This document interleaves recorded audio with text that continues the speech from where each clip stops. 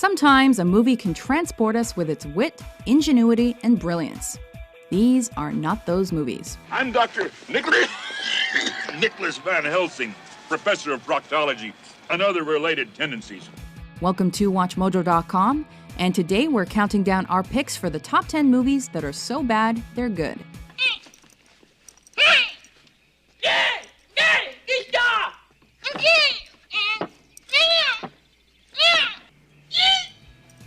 For this list, we're looking at films that are so poorly written, so horribly produced, and so dreadfully acted, they transcend the realm of awfulness and actually become entertaining. What's wrong with having friends? Nothing, if you want to remain a virgin for life. Tell me! Number 10, The Wicker Man. How'd it get burned? How'd it get burned? How'd it get burned? How'd it get burned? I don't know! Nick Cage's frenetic energy and bizarre overacting are truly what make this movie great. You'll probably laugh at me, but hello? It's hard to pinpoint what exactly is supposed to be going on in the film, but with the introduction of bear suits, killer bees, and punching women in the face, it's easy to get lost. What is that? What is it? Oh, no, not the bees! Not the bees! Ah! Open my eyes! Plus, who doesn't want to see someone get bike-jacked at gunpoint? Step away from the bike. Take your stupid mask.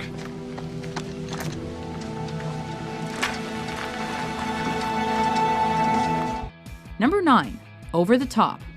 This is gonna hurt, Wimp. What do you think of that? I think your breath stinks.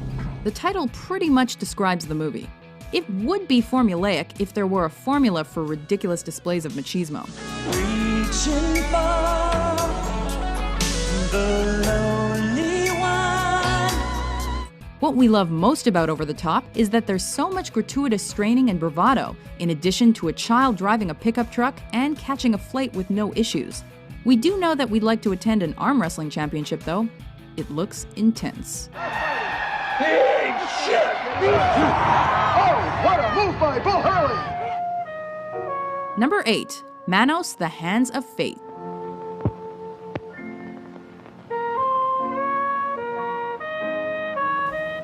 This movie raises several questions, namely, why? What kind of talk is that? Why do they insist on staying at the house? There is no way out of here. No way out? Why does this master dude need so many wives? Arise, my wives. Give ear to the words of Manos. And why is this movie so thoroughly bad? Forgive me, madam. I meant no harm. The answer is quite simply because that's what makes it awesome.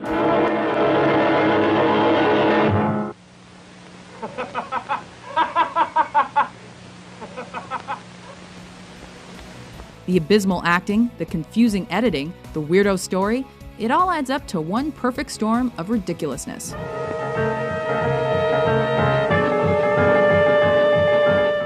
You really can't stop watching. Thou hast taught us, O Manos, and we have listened. Number 7, Birdemic, Shock and Terror. Look at these birds. I wonder how they died. Stop, don't touch it. It may be infectious. Clearly inspired by the Alfred Hitchcock classic The Birds, this clunker is also a classic, but for all the wrong reasons. When are you gonna grow up, man? Chicks love cars. If you want to get into their pants, you better have a nice, hot Ferrari. She's my hot Ferrari. Besides, I love my Mustang, which is a plug-in hybrid. Inexplicably, birds have the ability to spit acid and have taken to attacking humans and gas stations. Oh, and they explode on impact. What makes this awful movie particularly wonderful, however, are the comically horrendous special effects that look like they were completed on a wing and a prayer. Number 6, Flash Gordon.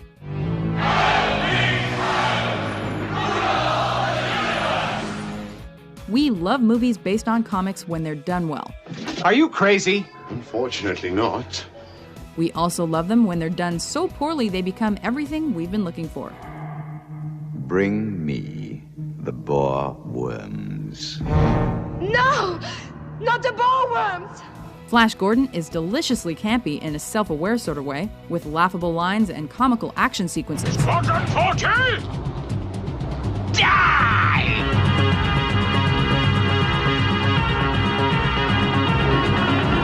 And with Queen doing the soundtrack, the movie isn't totally unbearable to watch.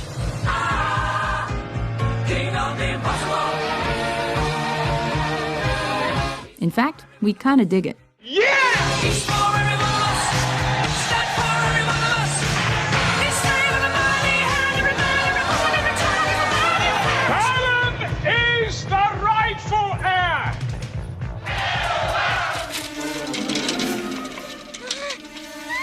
Number 5, Mac and Me.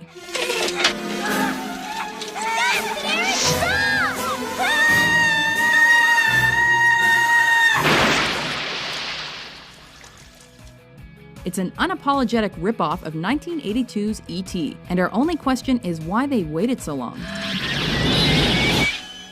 Mac, hilariously short for mysterious alien creature, is stranded on Earth in the company of a young boy.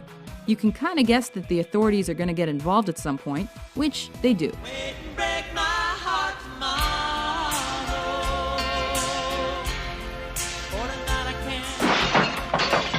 do that!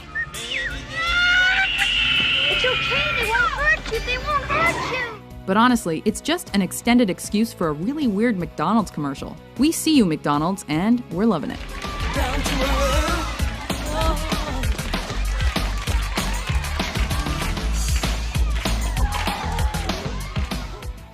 Number 4, Troll 2. No more popcorn. The first warning sign should have been that there aren't actually any trolls in the movie. We're guessing vegetarian goblins probably wouldn't have gone over well with audiences, but at least it's more honest. Goblins don't exist. Goblins don't exist. Goblins don't exist. There's an abundance of unintentional hilarity, most likely due to the language barrier between the Italian crew and the American actors. Is it true that your family's going on vacation tomorrow? Yes. I'll come with you? Okay, I'll tell my father that you're coming with us tomorrow. Because we all know, most American girls spend their time bench pressing in their bedrooms in full weightlifting regalia. Number 3, Glenn or Glenda. I'd like to understand this, Doctor, as best you can tell me. Ed Wood left an amazing legacy of amazingly bad films, and we couldn't be more grateful. A taboo subject for the 1950s, the film touches on the topic of gender and sexuality through cross-dressing. I was put in jail recently. Why? Because I, a man, was caught on the street wearing women's clothing. This was my 4th arrest. But it does so in some of the wackiest and ham-fisted ways imaginable. 7 out of 10 men wear a hat. Displaying Wood's signature confusing plotlines and inconsistent narrative voices, it's a tour de force in bad movies gone good. Beware of the big green dragon that sits on your doorstep. He eats little boys. You shouldn't have any secrets from me. I'm your future husband. Number 2, The Room. You sure about that? Maybe I'll change my mind. Don't talk like that. Once every generation, there comes a film so transformative, so unprecedented, and so mind-bogglingly bad that it defies explanation. How was work today? Oh, pretty good. We got a new client. What client? I cannot tell you. It's confidential. We're obsessed with how bad this movie is. And while the director/writer/star Tommy Wiseau has tried to play it off as a tongue-in-cheek homage to dramatic filmmaking, we know it's just genuinely bad. It's bullshit. I did not hit her. I did not. Oh, hi, Mark. But it's also genuinely good. How much is it? It'll be $18. Here you go. Keep the change. Hi, doggy. You're my favorite customer. Thanks a lot. Bye. Bye-bye. Before we unveil our top pick, here are a few honorable mentions. What are you doing here alone, girl child? My daddy won't let you hurt me. We'll see. Hey, those little creeps are sure ugly. Oh, yeah? I'll show you ugly.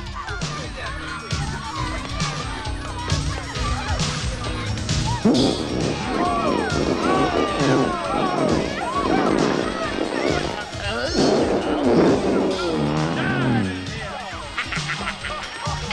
man, I wouldn't do that. Shut up, Papa.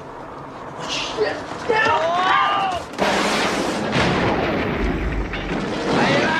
ticket shit. Stop him, Tanner. He's close enough. Turn off your electrode gun. No! Number 1. Plan 9 from Outer Space. Stop him, Tanner! I can't get it, it's jammed! Grab him, you fool! Drop the gun to the floor, Tanner. The metal will break contact. Many consider this to be the worst film ever made. This isn't plans 1 through 8 from outer space. This is plan 9. This is the one that worked. The worst movie ever made. And we can see why. Well, let's go down and find out whose grave it is. How? By going down and finding out. From the atrocious dialogue to the ridiculous plot, we can't look away. You see? You see? Your stupid minds. Stupid! Stupid! It set the standard for how not to make a movie. And yet, we wish there were more films just like it. Laughably convoluted, the film takes itself far too seriously, and we seriously appreciate that. Zombies and aliens and Bela Lugosi, oh my. Oh, forget about the flying saucers. They're up there. But there's something in that cemetery, and that's too close for comfort. The saucers are up there, and the cemetery's out there. But I'll be locked up in there. Do you agree with our list?